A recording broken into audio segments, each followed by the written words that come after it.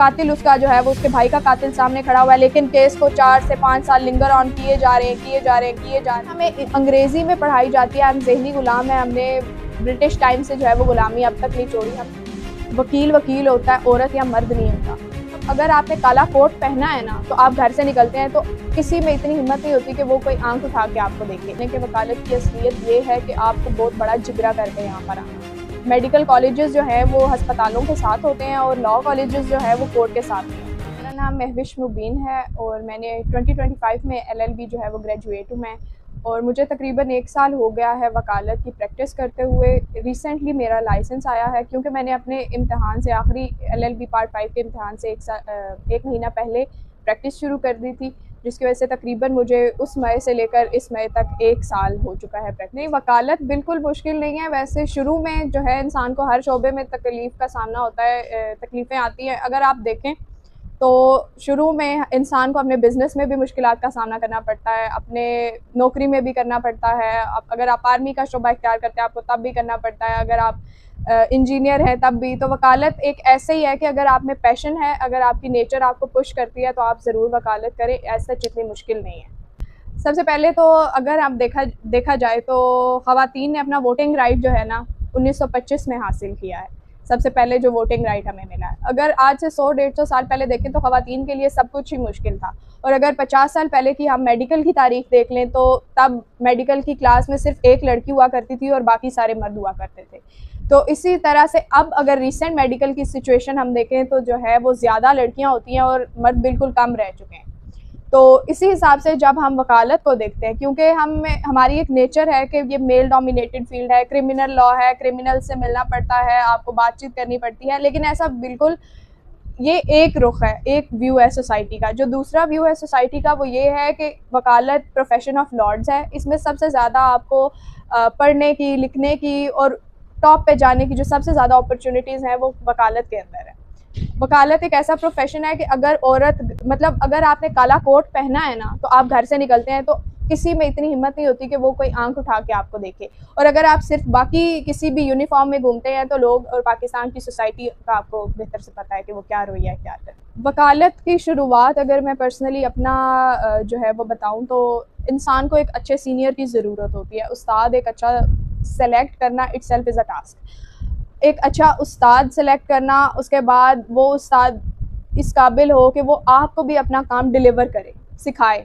तो ऐसे उस्ताद का इंतखाब करना पहली मुश्किल। दूसरी मुश्किल ये है कि प्रोसीजरल लॉ में और जो हम किताबों में पढ़ते हैं उस लॉ में थोड़ा सा डिफरेंस है, क्योंकि हमें अंग्रेज़ी में पढ़ाई जाती है। हम ज़हनी गुलाम है, हमने ब्रिटिश टाइम से जो है वो गुलामी अब तक नहीं छोड़ी। हमें अंग्रेज़ी में सारा लॉ पढ़ाया जाता है और जब हम ज़ाहिर है लोगों से नॉर्मली क्लाइंट से डील करते हैं तो कोई पंजाबी है, कोई सराइकी है, कोई सिंधी है, कोई बलोची है, लैंग्वेज का बहुत बड़ा बैरियर है।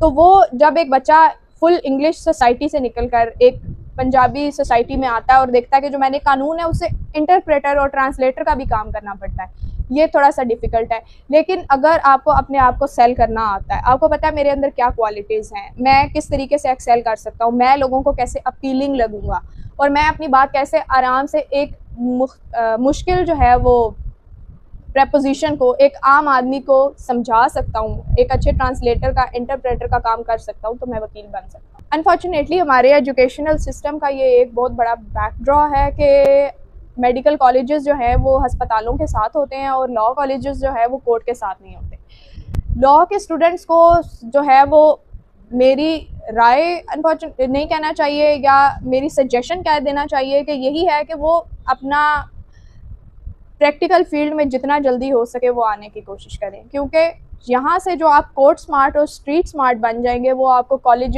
या यूनिवर्सिटी नहीं बना पाएगा।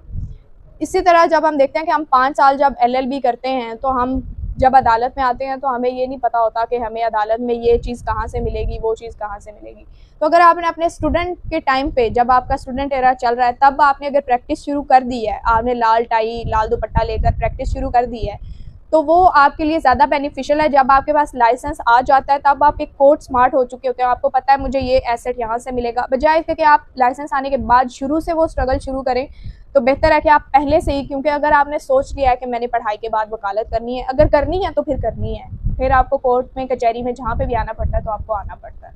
एक अच्छा इंसान बनने के लिए जो हमें चीज़ें ज़रूरी होती हैं वही एक अच्छा वकील बनने के लिए भी मेरे ख्याल से हमें ज़रूरी होती हैं। एक अच्छा इंसान एम्पैथी रखता है। अनफॉर्चुनेटली हमारा सिस्टम ऐसा है कि अगर हम अस्पताल में जाते हैं, बंदा मर रहा है, तो हमारी आगे से डिमांड्स ये होती हैं, पहले पर्ची बनवा लें, पहले ये कर लें, पहले वो कर लें।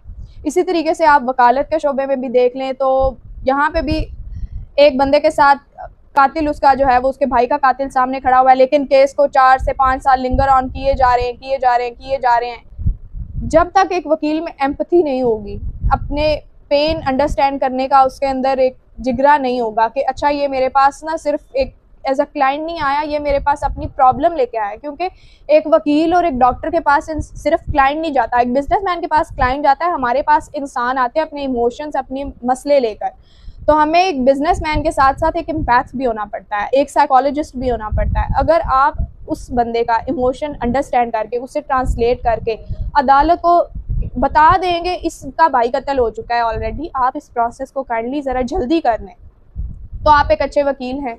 आपको अच्छा वकील होने के लिए कोई जो है वो साइंस की ज़रूरत नहीं है कि मैं कुछ ऐसा एक्स्ट्रा कर लूँ। बस अपने लोगों का गम अपने दिल में रखें, अपने क्लाइंट को इंसान समझें, उसके चीज़ों को उसके इमोशंस को एक्सप्लॉइट ना करें। कभी भी आप ये ना समझें कि ये मेरे पास एक पैसे का ज़रिया आया, आप हमेशा ये समझें कि मेरे पास एक इंसान आया। पैसा आना, रिज़्क अल्लाह ताला ने आपके नसीब में जो लिखा है वो आना ही आना है। और सबसे बड़ी आपके इस शोबे में आने की कामयाबी भी यही है कि आपके पास रिज़्क भी आता है और दुआएं भी आती हैं, बिल्कुल मौजूद हैं। अगर ख़वातीन अपने आप को, मैं अगर आपको अपना सबसे पहला तजुर्बा बताऊं तो जब मैंने वकालत शुरू की, मुझे मेरे टीचर ने कहा कि बेटा वकील वकील होता है, औरत या मर्द नहीं होता। अगर आप अपने आप को ये समझने लग जाते हैं कि फ़लाँ मर्द है वो मुझसे ज़्यादा आगे चल, दिमाग तो अल्लाह ताला ने एक ही दिया है ना इंसान को, दोनों को एक जैसा दिया है। और वकालत में आपको दिमाग इस्तेमाल करना है। आपको कोई एज सच, इवन हमारे जो लॉज हैं वो फेवर करते हैं औरत को, कि औरत जो है वो हमारी एक, क्या कह सकते हैं उसे, इमोशनल बीइंग है, उसे केटर किया जाए, उसे केयरफुली रखा जाए। हमारी जो, अगर आप फैमिली कोर्ट्स देख लें तो वो ज़्यादा फेवर करती हैं औरत की बजाय इसके कि वो मर्द की करें।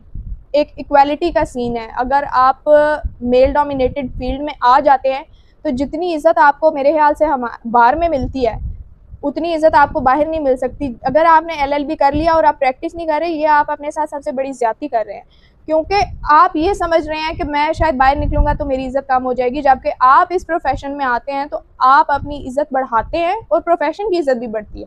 अब ख़वातीन के लिए ये मौके हैं, जैसे एक जूनियर मर्द वकील को थोड़ा वक्त लगा कर पैसे कमाने का टाइम मिलता है, उसी तरीके से एक औरत को भी थोड़ा वक्त लगा कर पैसे कमाने का टाइम मिलता है। औरत और मर्द मेरे ख्याल से इस शोबे में बराबर का जो है वो रखते हैं, क्योंकि लॉ जो है एक प्रोफेशन ऑफ लॉर्ड्स है। कानून कौन बनाता है? जो हुक्मरान होते हैं ऊपर, वो कानून बना के नीचे डिलीवर करते हैं कि अब ये चीज़, और जब आपको वो कानून समझ आ जाता है तो आप स्मार्ट हो जाते हैं, और जब आप स्मार्ट हो जाते हैं तो आपके पास पावर आ जाती है। और औरत जो है वो पावर में सबसे ज़्यादा पावरफुल होती है। तो बजाय इसके कि मतलब अगर आपके दिल में है कि मैं वकालत करूं तो आप ज़रूर करें। अगर आपके अंदर गट्स हैं आर्ग्यूमेंट करने के, रिसर्च करने के, पढ़ने के, अगर आपको लगता है, अगर आपकी कोई इंस्पिरेशन है, आप उसको देखकर वकालत करते हैं, तो आप प्रैक्टिस ज़रूर करें। कभी भी आप ये ना सोचें कि मैं घर से निकलूंगी तो कोई मुझे खा जाएगा, ऐसा कभी नहीं होता। जब आप एक यूनिफॉर्म पहन लेते हैं तो उस यूनिफॉर्म की भी और आपकी भी, दोनों की इज्जत यकजा हो जाती है। जो मुस्तकबिल में वकालत करना चाहती हैं, सबसे पहले तो वो ये जान लें कि वकालत की असलियत ये है कि आपको बहुत बड़ा जिगरा करके यहाँ पर आना पड़ता है। आपको हर तरह के इंसान से मिलना पड़ता है। आपको माशरे के सबसे यूनिक और सबसे जो है वो टॉप एलीट लोग भी मिलेंगे, और आपको माशरे के सबसे घटिया लोग भी मिलेंगे। Now this is up to you कि आपने किन के ट्रेड्स अपनाने हैं, सबसे नीचे वालों के या सबसे ऊपर वालों के।